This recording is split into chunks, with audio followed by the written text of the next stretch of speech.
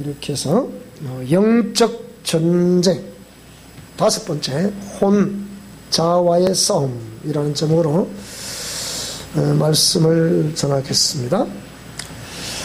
조금 전에 우리가 불렀던 오나의 자비로운 주여, 나의 몸과 영혼을 주님 앞에 다 드러냈다, 이런 노래는 언제 말씀 제가 드렸는데, 이 노래는 동성애를 하고 있던 우리 형제였습니다. 그런데 예수님을 만나고 보니까 이게 얼마나 큰 죄악이었는지 깨닫고 지은 노래가 이 노래입니다. 그러니까 이를 알고 부르면, 왜 이게 이 노래 굉장히 그 기름붐이 강하거든요. 그게 있는 거예요. 또 오늘 제가 우리 책을 제가 좀 쓰고 있는데, 오늘 참 많이 내가 울었습니다. 이것 때문에. 지금도 가슴이 좀 먹먹한데,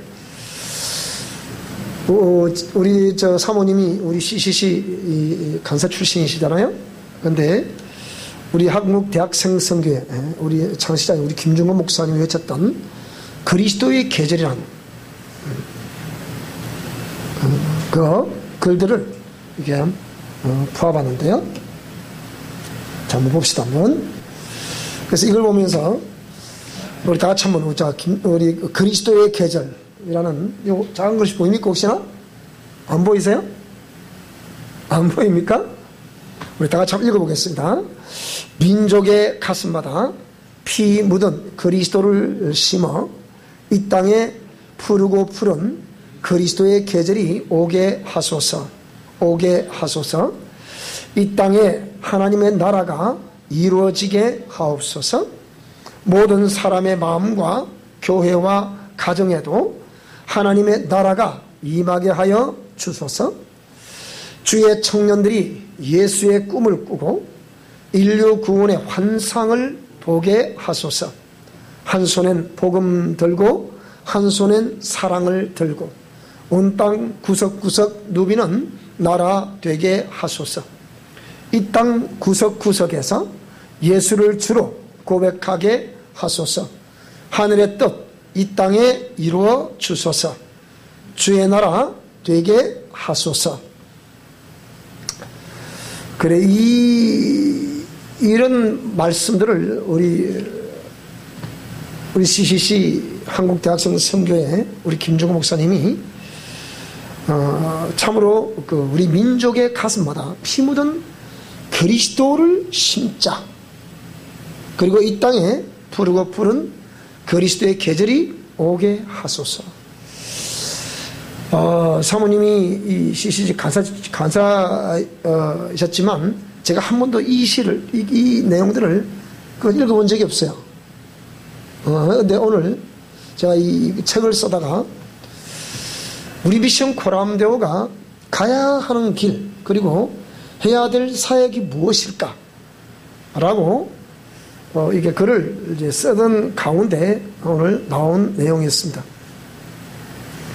그래서 여기에 2018년 현재 사단의 지령을 받은 사악한 정치가 및 지략가들을 통해 전방위적으로 핍박을 가함으로 한국교회는 이제 생사의 그 기로에 서 있는 것이다. 이렇게 생사의 그 기로에 서 있는 것이다. 그러나 어무용한 사단과 그 계략들을 이기면 한국교회, 기독교는 푸르고 푸른 그리스도의 계절, 이 오랜전에 부러지셨던 그런 계절이 아닌 그리스도 생명의 열매 맺는 계절이 임함으로 그리스도의 신부로서 귀하게 쓰임받는 한국교회가 될 것이다. 이래서 지금 2019년에 우리 한국교회가 무엇을 해야 될 것이고, 우리 미션 코람데오에서 또 우리 사랑의 교회에서 무엇을 해야 될 것인가, 그것을 이제 글을 쓰다가 제가 오늘 이 한국 기독교를 푸르고 푸른 그리스도의 계절, 민족의 가슴마다 이 그리스도를 심자. 그러니까 이런 그 말씀들을 제가 읽으면서, 이 김중호 목사님이 원래 문학 박사님이시잖아요.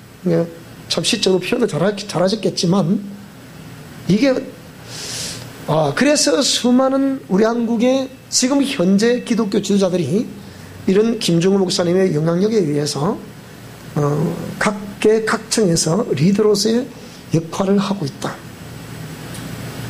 정말 아무런 우리 한국 기독교인데, 그래서 제가 이 밑에 썼습니다. 우리 미션 코람데오 비전이라서 민족의 가슴마다 복음을 전하는 제자 삼는 한국 대학생 선교회 사역에 대하여 이젠 그 사역에 열매 맺는 역사는 나의 내면의 죄와 죄성, 옛사람과 자아, 습관화되고 체질화되어 죄의 종로로서라는 옛 습관을 제거함으로 거룩한 성전이 되어 성령께서 통치하시는 온전한 심령 성전이 되어 다시 오시는 그리스도의 정결한 신부가 되게 하는 미션 코람데오 사역의 비전을 말한다. 이랬습니다. 그래서 이거 이 글을 쓰면서 참 이제 그지 다 썼는데 교정을 1차적으로 제가 보는 중이거든요. 그래서 참 가슴이 먹먹했습니다. 여러분들은 또 오늘도 주어진 일터에서 최선을 다하셔서 또 거기서 최선을 다하시는 그것이 또 아름다운 일이겠지만은요, 오늘 제 나름대로 참 이렇게 많이 울었습니다. 이 집에서 누가 보는 것도 아니니까. 그래서 다시 한 번 더 이렇게 처음 예수님 믿을 때 그때를 생각해 보면서 참 많은 가슴이 저려왔습니다. 자, 우리 성경신학 3권 11강 영적 전쟁 5번째, 혼자와의 싸움이다. 지난 시간에 우리가 배웠던 내용들이 네 번째는 육과의 싸움이다. 오늘은 혼과 자와의 싸움이다. 이어서 전하겠습니다. 우리 디모데전서 4장 1절을 한번 보겠습니다. 이쪽으로 보시면 빠르겠습니다.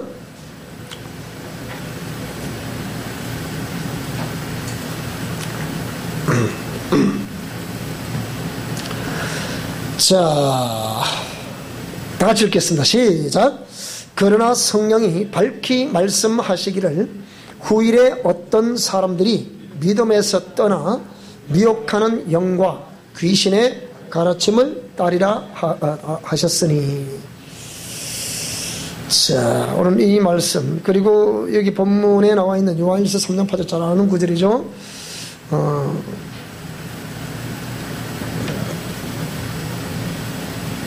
우리 다 잘 읽어봅시다. 요한일서 3장 8절. 요한일서 3장 8절. 자, 읽겠습니다. 시작. 죄를 짓는 자는 마귀에게 속하나니 마귀는 처음부터 범죄함이라. 하나님의 아들이 나타나신 것은 마귀의 일을 멸하려 하심이라. 자, 베드로후서 2장 19절을 한번 보겠습니다. 다 있습니다. 시작. 그들에게 자유를 준다 하여도 자신들은 멸망의 종들이니 누구든지 진 자는 이긴 자의 종이 됨이라. 자, 오늘 세 구절. 후일에 어떤 사람들이 믿음에서 떠나. 우리가 지금 계속 복음주의 진영에서는 한번 예수님을 입술로 고백하고 예수님을 영접하고 입술로 고백하게 되면 그것으로 어렵다고 칭함받다. 구원 어렵다. 이렇게 말하는데요. 지난 우리 시간에 구원의 서정을 제가 쭉 설명을 드렸잖아요. 중요한 내용입니다. 그거. 그래서 거기에도 말씀드렸지만 오늘 이 본문에도 분명히 이 바울 사도도 뭐라고 하는 거예요 지금? 후일에 어떤 사람들이 믿음에서 떠날 수 있다 없다? 떠날 수 있다는 거예요. 믿음에서 떠난다는 거예요. 그러니까 믿음에서 떠나가지고 미혹하는 영과 귀신의 가르침을 쫓을 것이다.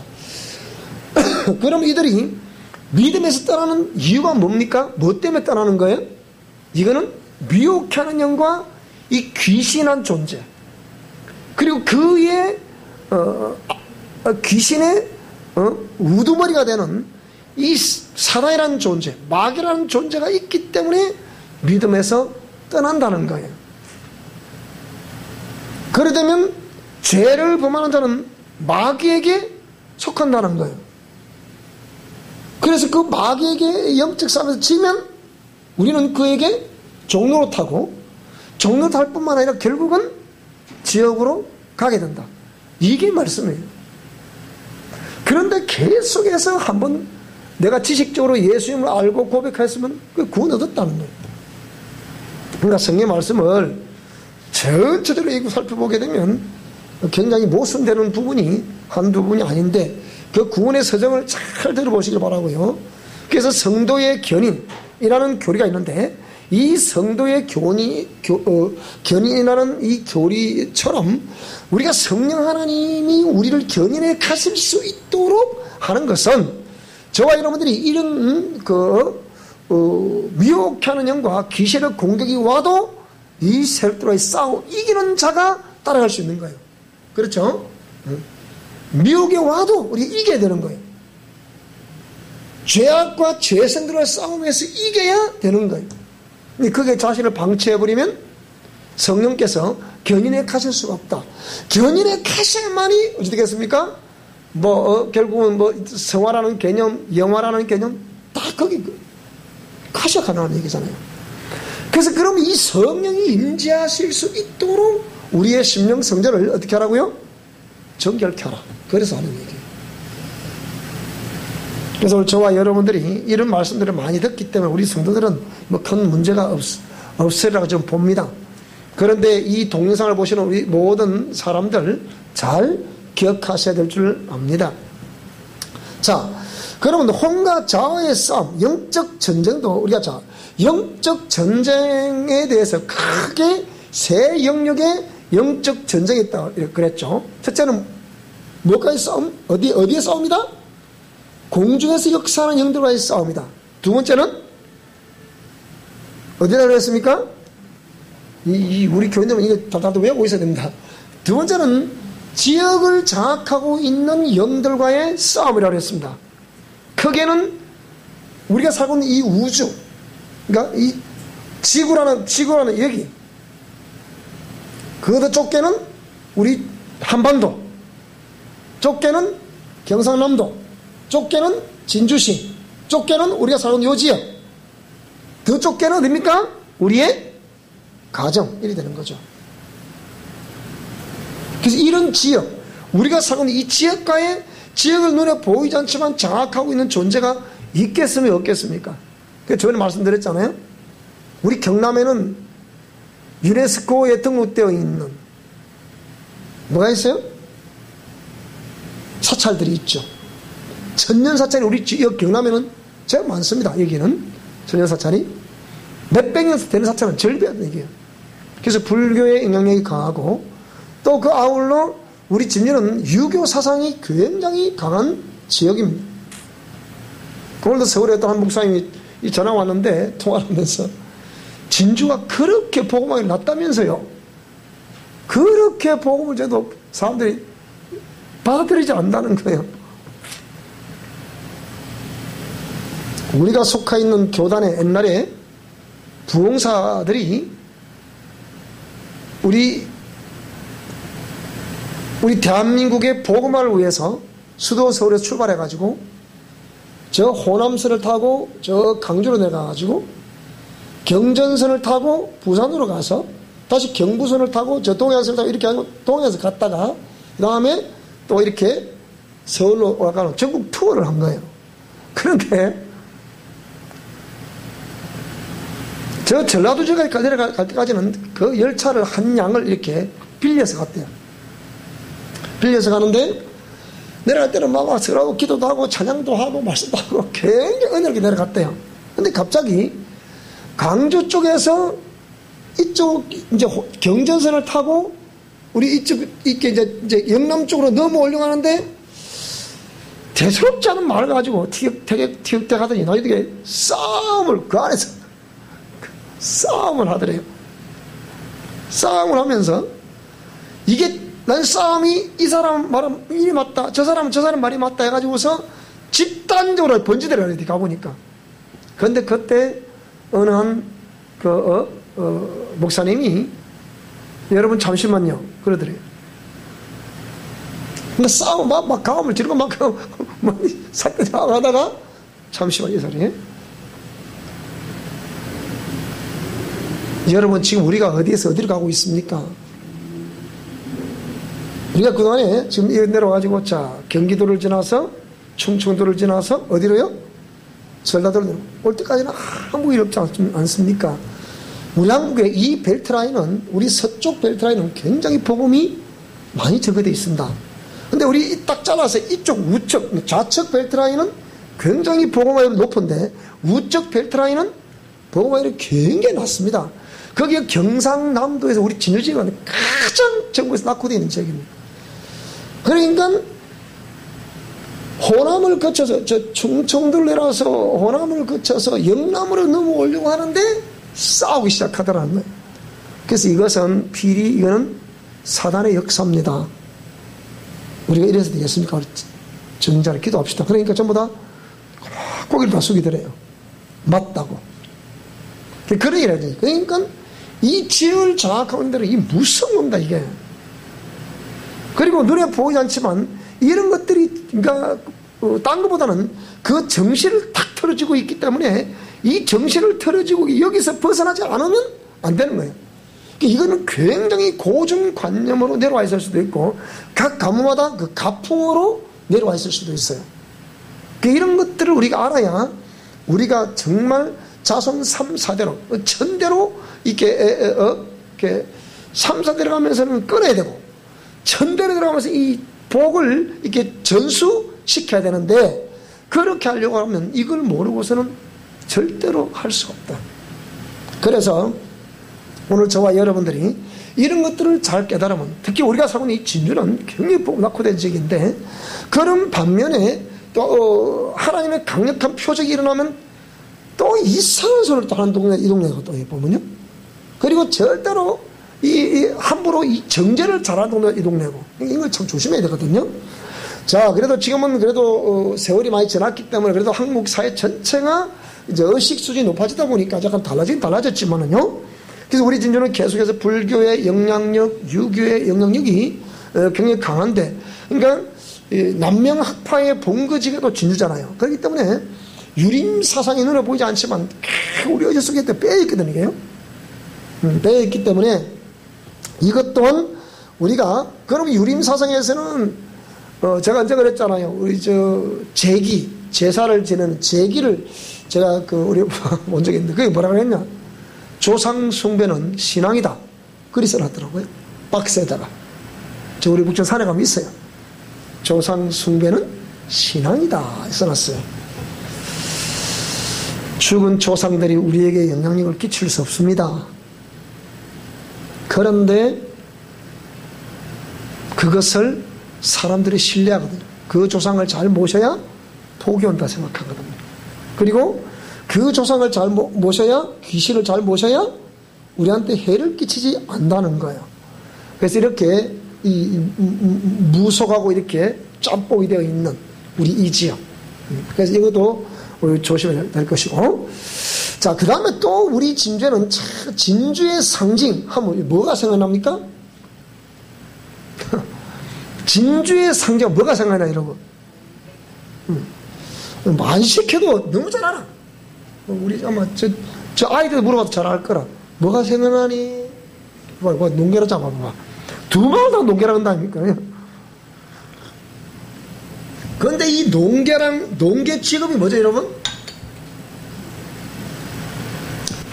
농계가 보통 의기 농계라 그러지 않습니까? 그건 우리 인정한다 합시다. 의기 농계라 하지만은 이 사람은 뭐 하는 사람이에요? 요즘 같은 기생이다, 기생. 기생이 뭐 하는 사람입니까? 술 시중 들고 몸 파는 사람들이잖아요. 그러니까 이게 진주의 상징이 되면 되겠습니까? 이런 것들이 지역을 장악하는 영이라요. 지금 우리가 어떤 또 축제도 만들어내자, 지금 보세요. 그래서 이런 걸 보면 우리가 지금 그러니까 우리 혼을 장악하고 있는 이 세력들을 안다는 게 굉장히 중요합니다. 지피 지금 백전백승이라고 알아야 싸워 이길 수 있는 거예요. 모르면 못 이깁니다. 그 언젠가 어느 분이 제게 그렇게 말씀하시더라고요. 목사님, 저는 이 동네 사람이 아니잖아요. 네, 그렇죠. 근데 왜 우리 진주 지금 사람 참 희한하대요? 그래요. 왜? 그 얘기를 하는 거예요. 남자들이 참 희한합디다. 그렇게 얘기합니다. 자, 그래서 이런 눈에 보이지 않지만 우리 지역을 장악하고 있는 영들과 이 영들의 오랜 역사에 의해서 우리 의식이, 혼이 완전히 지금 사로잡혀 있는 거란 말이에요. 이 혼이 사로잡혀 있기 때문에 이 사로잡혀 있는 이것을 우리가 제거를 하려고 하면 일단 당대 신앙인 저와 여러분들이 철저하게 우리가 해결하고 끊어야 됩니다. 따라 예수 이름으로 끊어버립니다. 이 통로를 끊어야 돼요. 이거 안 끊으면 안 되는 거예요. 누가 뭐라 그래도 이걸 끊어야 돼요. 그리고 따라서 우리 가정에서, 우리 자녀들에게서 떠나가라. 반드시 명령해야 됩니다, 여러분. 이게 그냥 되는 게 아니에요. 지금 우리 학생들 우리가 있지만 저 아이들도 C라 C. 그러면 이 아이들도, 너희들도 지금 이 보혈 사역을 잘해야 될 이유가 뭐냐면 내가 C를 따라해. 두 사람 따라해봐. 나는 C를 가진 사람입니다. C. 그러니까 이 C를 가진 사람은 뭐 어떻게 되겠습니까? 이 C가 거룩한 C가 돼야 됩니다. 그러면 자손, 그래도 예수님을, 그러니까 우상숭배를 한 그 가문에서 당대가 예수 믿으면 자손 3, 4대로 내려간다는 게 하나님 말씀이라, 공의 말씀이라니까요. 그러면 당대인 나에게서 철저하게 그 싸움을 인해서 끊어져야 되고, 또 아랫대에서 끊어져야 되고, 또 아랫대에서 끊어져야 되는데, 저도 아직까지 우리 아들, 딸이 시집장가를 안 갔기 때문에 그 딸의 이렇게 자궁도 그 씨를 받는 자궁이잖아요. 또 아들이라고 하면 아들은 또 결혼을 하게 되면 또 씨를 뿌리는 그런 또 그 DNA를 가지고 있잖아요. 그러니까 이런 것들을 그럼 어떻게 해서 정결케 될 것이냐, 그 얘기 여러분. 그냥 예수 믿으면 정결케 됩니까? 그냥 그렇게 정결되냐 이 말이야. 분명히 아니거든. 분명히 당대인 내가 철저히 노력을 해야 되고, 그 아래 때도 예수님의 은혜를 가지고 철저히 노력하고 그걸 제거하고 싸워 이길 때 여러분 이게 차단이 되는 거란 말이에요. 방치하면 어찌 돼요? 방치하면 엉망이 되는 게지. 제가 4대째 신앙을 봤거든요. 4대째 신앙을 보고 있는데 당대에서 그 어마어마한 우상숭배 때문에 어마어마한 고통을 당하고,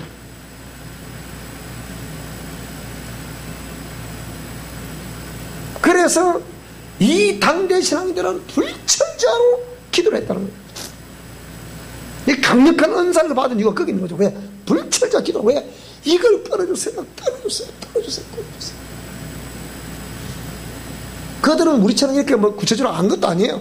그 하는 게 막 하는 게 막 기도하고 밤새 부르짖고 기도만 할 뿐이지. 그냥 기도에 목숨을 건 사람들이. 그렇게 기도를 했더니 대체 그 우상숭배 부정 영향이 내려와도 그들이 끊는 걸 몰랐잖아요. 우리 가문을 살려 이렇게 했을 뿐이지. 근데 당내 밑에 내려가니까 그래도 그 자녀들이 다 지도자로서 역할을 하더라고. 목사도 몇 명이 배출이 되고요. 뭐 대단한 직원 아닙니까, 여러분? 그런데 거기도 역시 흘러내려가는 거예요. 그럼 또 그 밑에 아들 되는 이분도 어떻게 되겠습니까? 철저히 기도하면서 말씀에 순종하면서 이걸 끌었어야 되는 거예요. 근데 그걸 안 한단 말이에요. 당대는 어마어마한 기도의 분량을 쌓은 사람들이지만 밑에가 기도를 안 하고 또 기도를 안 하고 더 안 하는 거예요. 이제 내려가니까. 어찌 됐습니까? 내가 그랬잖아요. 그 3대째를 보니까 비참하게 되더라고. 제가 이거 모태신앙 읽어보면서 제가 이 책을 지금 거의 다 썼기 때문에 아마 다음 주 정도면 아마 거의 1차적인 교직 끝날 것 같아요.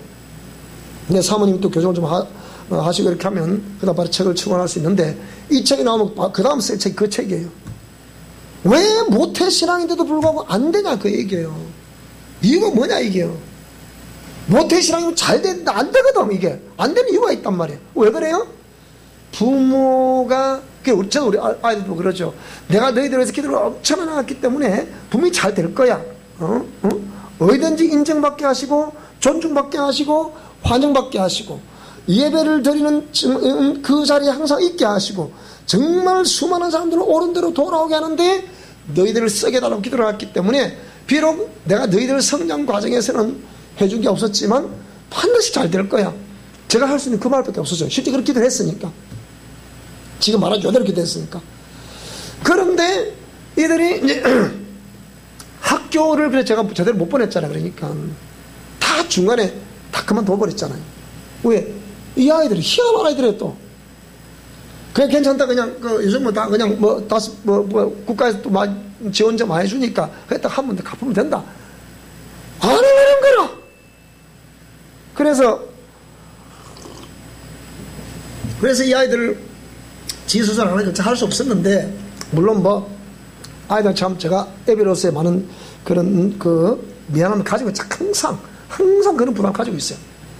그런데 역시 가는 곳곳마다 환영을 받는 거예요.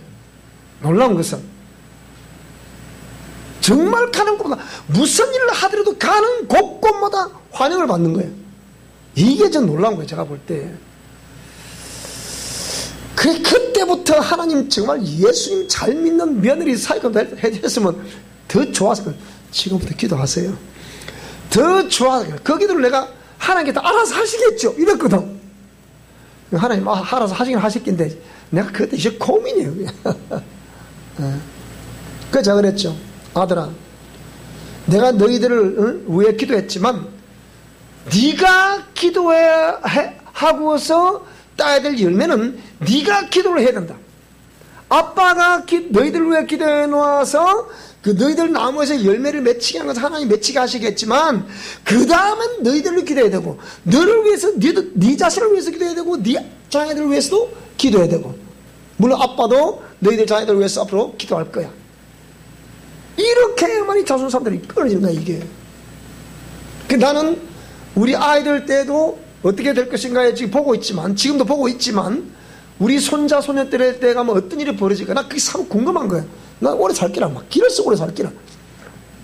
왜? 그 잘 되는 거 보려고. 딴 거보다는 왜? 하나님 말씀이 이러면 이거 돼야 되잖아. 저는 언제나 삶으로 증명하라고 하니까.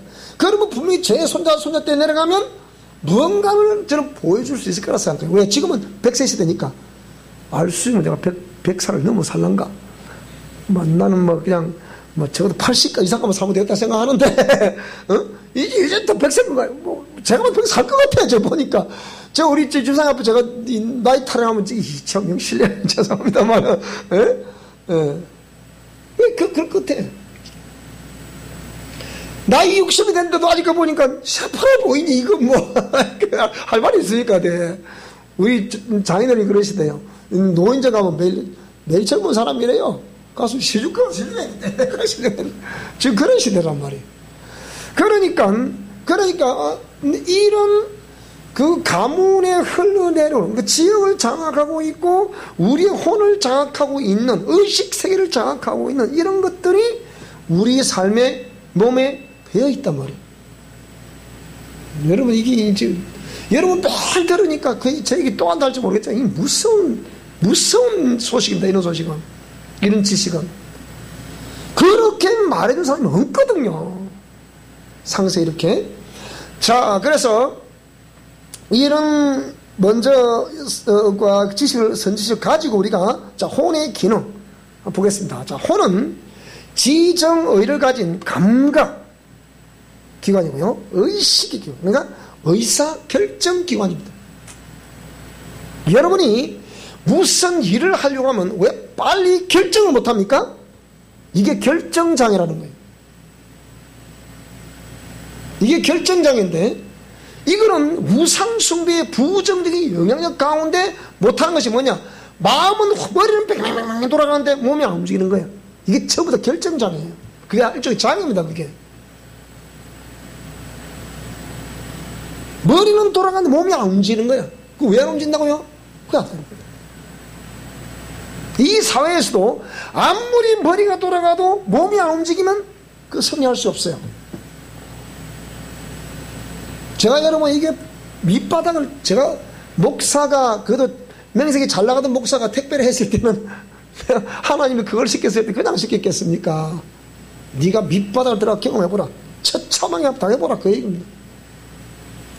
그렇다고 해서 그 맨 밑바닥에 내가 제가 처참하게 행동을 하는 게 아니잖아요. 오히려 받았어요. 다니면서 동네마다 고만고만하신 정신지도자들이 여기 합천적으로 가보면 여기 남들 유림 선생님분들이 억수로 많아요. 도사람도 많고 제가 가보면. 근데 이분들이 뭐라 제가 하면 아이고 제보고 택배 아저씨를 하지 않습니다. 택배 아저씨 말을 해보면 택배 아저씨가 아니라는 거라. 제가 어느 한 번 뭐 그랬죠.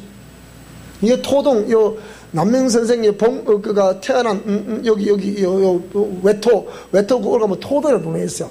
또 쫙 하면 또 외토 하여튼 그런 동네 쪽에 쭉 가면 있는데 그리고 쭉 올라가면 그쪽에 남들은 머리 따고 길게 있나 다른데 굉장히 많아요. 그 중에 한 번 보고 제가 우리 사장님 보실 때는 제가 뭐 하던 사람 같습니까? 그러니까 분명히 보통 분은 아니신데 택배하신 분은 아닌데 왜 우자다 했습니다. 그래 제가 해주죠. 그래 어느 날 제가 그랬어요. 사장님 제가 궁금하지요. 그러니까 보통 궁금한 게 아니래. 그래서 막 그 집에 가면 아이고 바쁘신데 이제 찬양하시고 가십시오. 얘기 좀 나눠 가십시오. 내가 자기가 얘기할 시간이 어딨노. 근데 빨리 배달해야 되는데. 그래서 제가 어느 날 지나서 제가 목사입니다. 그러니까 예? 그럼 근데 말이 달라진 거예요. 그만큼 생각하는 거예요. 그랬더니 그럼 그렇죠. 제가 목사님 처음 뵐 때부터 보통 비범한 분은 아니다. 그렇게 생각했습니다. 그런데 어쩌다 하시게 됐습니까? 물었어요. 그래서 제가 그 설명한 거예요. 택배에 대한 걸 쫙 설명하니까 이분이 뭐라 그러느냐. 뭐 제가 꼭 그래서 그런 것이 아니고 목사님 존경합니다. 그러는 거예요. 그리고 이분이 여의도 순복이를 어떻게 알잖아요. 그 조영희 목사님 분 그것보다 더 훌륭하십니다. 이러는 거냐 보고. 제가 그 소리 들으려고 한 건 아니잖아요. 이길령이라고 여기 있어요. 이길령 씨라고. 자, 그래서 이런 의식, 감각, 의사, 결정 기관이에요. 근데 이게 결정을 못하는 게 우상숭배의 영향력이다. 따라 결정장애다. 우상숭배의 부정적인 영향력이다. 이런 걸 알아야 된단 말이에요. 그러니까 혼은 본인이 추구하려는 것을 제어받지 않고 그것을 결정합니다. 그렇잖아요. 그죠? 본인이 추구하려는 것을 어떤 무엇에 제어를 받지 않고 그것을 결정할 수 있잖아요. 그죠? 근데 결정을 못한단 말이에요. 그 자꾸 원인을 딴 데 찾아갈 것이 아니고 원인은 막 내가 뭐 돈이 없어서 못한 거지 이런 개념이 아니에요. 이거는 그게 아니란 말이에요. 그 다음에 세 번째, 혼은 항상 본인이 원하는 지식을 습득할 수 있고 그 이상을 추구할 수 있습니다. 그렇죠, 그죠? 있습니다. 그럼 이거를 머리는 좋은데 중간에 탁탁 가는 길이 막혀져 버린 사람 있잖아, 그죠? 제가 볼 때 우리 보여요. 이렇게 보면 저분은 저도 배웠어야 되는 건데 저렇게 중간에 이렇게 되셨구나. 저도 그런 케이스거든요. 그런데 그 양면성이 있어요. 좀 더 이렇게 배웠어야 되고 좀 더 이렇게 잘 될 수 있었는데 내가 자라는 환경에 의해서 어떤 쪽에 더 진학을 못했습니다. 이런 분들 있지 않습니까? 저는 중졸 출신이라고 했잖아요. 왜 그러면 제가 그러면 중학교밖에 졸업 못했냐? 그 이유가 있을 거 아니에요, 여러분. 그게 두 가지라고요. 제가 세월 지나고 이게 알겠더라고요, 또. 그때는 몰라요. 근데 이게 첫째는 뭐냐면 우상숭배의 부정적인 영향이라는 것은 두말할 의지가 없어요. 그게 중에 가난의 영역사이기 때문에 돈이 없잖아요. 없으니까 아버지도 어찌할 수 없어서 못 보내는 거예요. 그게 방치를 할 수밖에 없는 그런 상황. 두 번째는 그런 사람이 나름대로의 머리는 똑똑해요. 머리는 똑똑한데 우리 시족은 IQ 검사하면 130 이하 떨어지는 아들이 없어요. 다 천재 IQ요. 그런데 길이 막히는 거예요. 툭툭 꺼내 이렇게.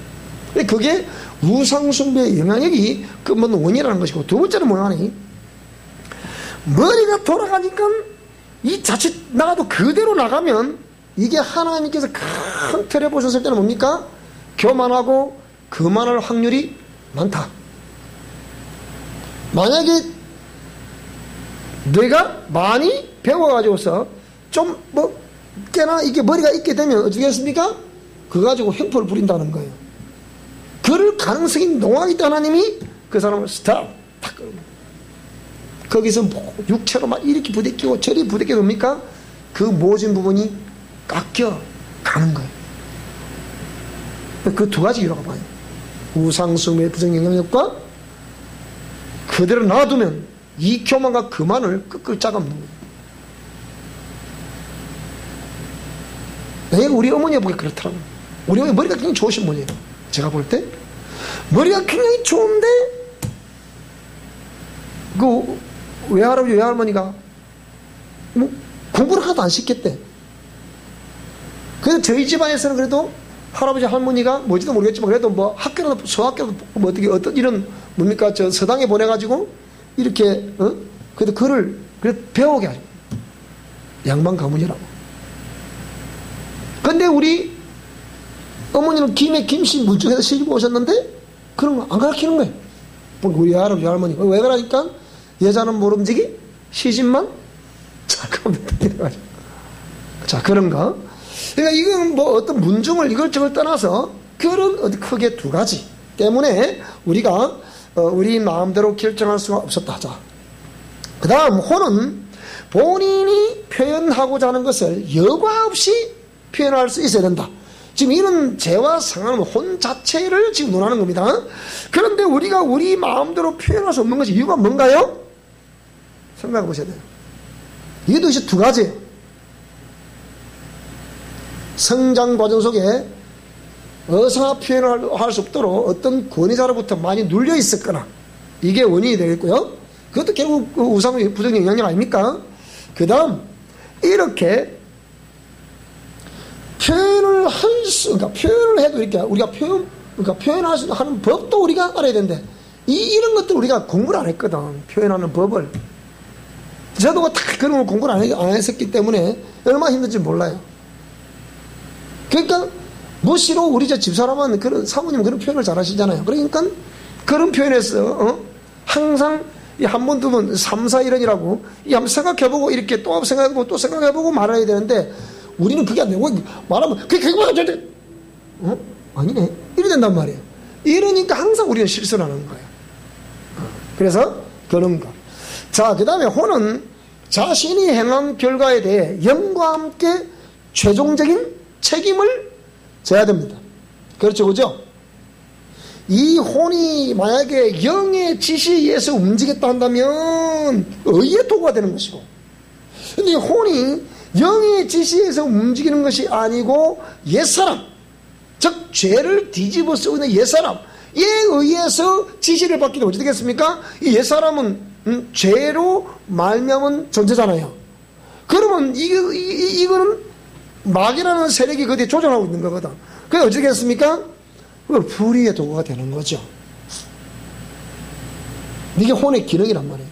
그 다음 영과 혼은, 그러니까 영과 육은 혼의 선택 유무에 따라 결정적인 영향력을 입습니다.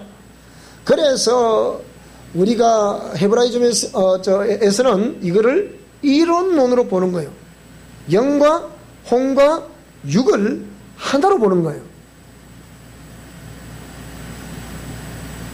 육체가 이렇게 말하고 이렇게 행동하는 것은 육이라고 이게 이원론 사고체계에서 이건 육이다 이렇게 말을 하는 거예요. 근데 그건 헬레니즘의 시각이죠. 이원론 사고 말이에요. 그런데 헤브라이즘 시각에서는 이걸 하나로 보기 때문에 이 육이 어떻게 행동을 하는가에 대해서 그것은 결국은 영의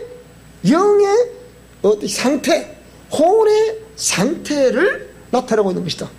그것을 예수님이 정확하게 지적하시는 거예요.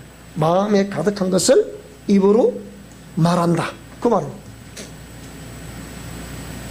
그래서 예수님은 저자들에게 네 안에 있는 그것을 드러내라, 그 얘기예요. 우리는 항상 바깥으로 드러난 그것을 보는 거잖아요. 따라합시다. 안을 청소해야 된다. 안을 청소해야 바깥이 깨끗해지는 거야. 안 본다고 해서 안을 청소 안 해놓으면 안 본다고 사람들은 안 보니까 나를 모르겠지. 그 오산이야. 우리 영성 실천 원리라면 정확하게 보입니다. 이렇게 보일 수밖에 없어요. 뭔가 제가 이렇게 아직도 훤한 것이 굉장히 훤한 거예요. 자, 그러면 영의 기능을 살펴보면요, 영은 비물질 무형성으로서 혼과 결합되지 않으면 기능 그 역할을 수행할 수 없는 거예요. 그래서 헤브라이즘에서는 이거를 영혼을 하나로 본다 했잖아요. 그죠? 그렇지만 이게 이제 기능을 우리가 좀 논하려다 하다 보니까 우리가 이제 3분설을 말했지만, 자, 그래서, 이 혼과 결합되어야만이 영은 그 기능의 역할을 수행할 수가 있다. 하나님께서 인간을 지으실 때 완벽한 인격체로 혼은 영의 부속됨으로 그 기능을 발휘할 수 있도록 그래 됐지만은 이미 죄로 오염되어 있는 거잖아요. 오염된 상황에서 뭡니까? 그러면 영의 그 고유의 힘을 지금 낼 수가 있다 없다? 없다는 거란 말이에요. 이걸 정리를 좀 잘해야 되는 거거든요. 그래서 길을 발할 수 없다. 그래서 영은 인격인 혼이 더해질 때 완벽하고 영구적인 인격적인 기관이 되게 하셨다. 그래서 인간의 영은 하나님의 거룩한 영으로 전으로 제업을 받았다.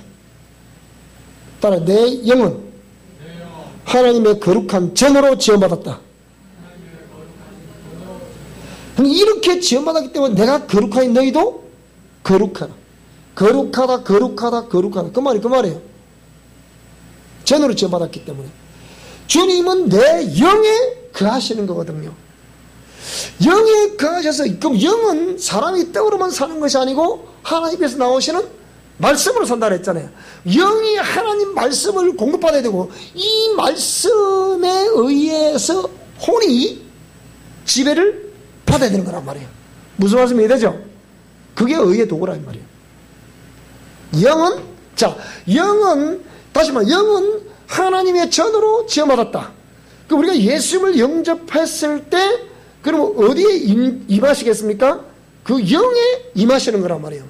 영의 성령이 임하시고, 그러면 영은 공의 말씀대로, 사람이 떡으로만 사는 것이 아니라 입에서 나오시는 말씀대로 살아야 되겠다 이 말이에요. 그러니까 영은 하나님 말씀대로 살아가게 되어 있기 때문에 우리가 이걸 공의 말씀은 이미 설정되어 있는 거란 말이에요.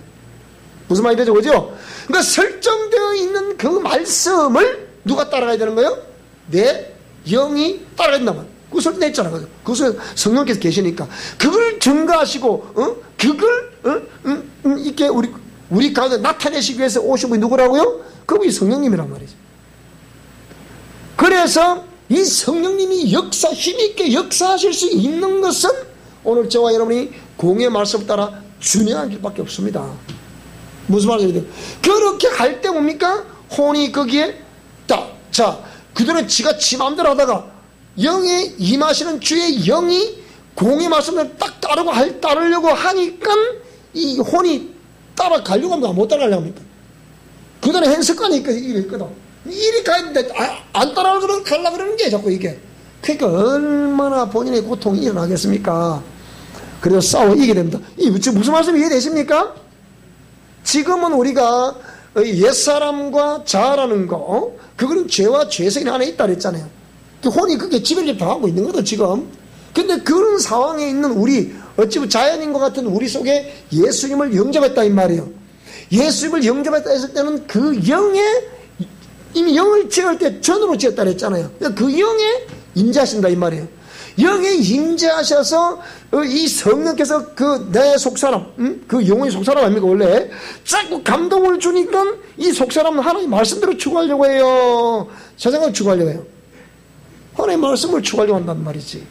그러니까 그동안에 지 마음대로 하다가 이 말씀대로 공의대로 하자 그러니까 몸이 따라가 안 따라가, 혼이 따라가 안 따라가, 이게 안 따라간단 말이에요. 그러니까 갈등이 생기는 거예요. 그러니까 이게 줄어들어야 온전한 하나님의 기름 부으심 오는 거예요. 이게 와요. 이게 이해가 돼야 되는데 이해가 될 줄로 믿습니다. 주의 영이 함께 하셔서 그래서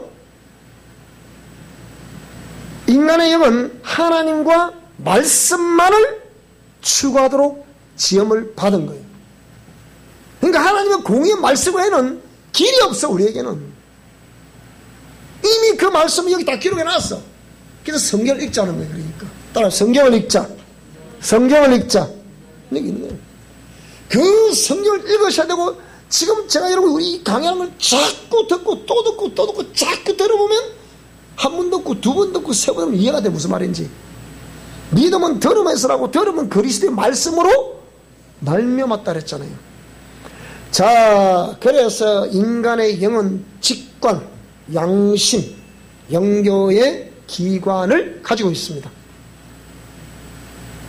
그 살아있는 영은 공의의 말씀,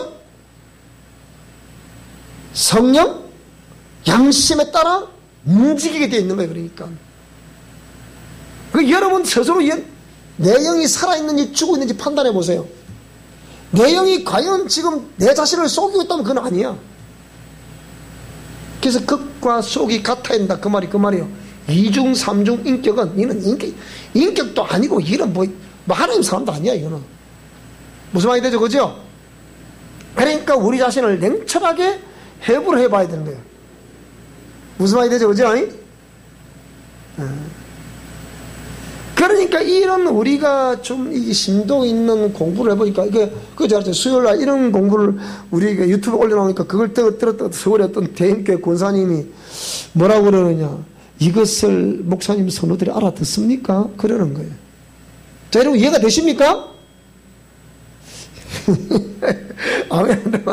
물어보니까 아멘 안 할 수 없고 아멘하게 되었고, 나 그래 여러분이 충분히 들었기 때문에 이해가 된다 생각합니다. 저는 우리 교인들이야 원체 많이 들었으니까.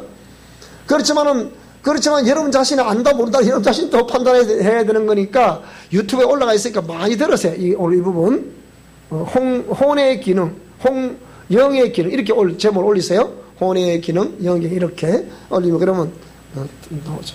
자, 오늘 여기까지. 뒤에 거는 다음에 하도록 그렇게 하겠습니다. 자, 여기까지 잘 한번 들어보시기 바라고요.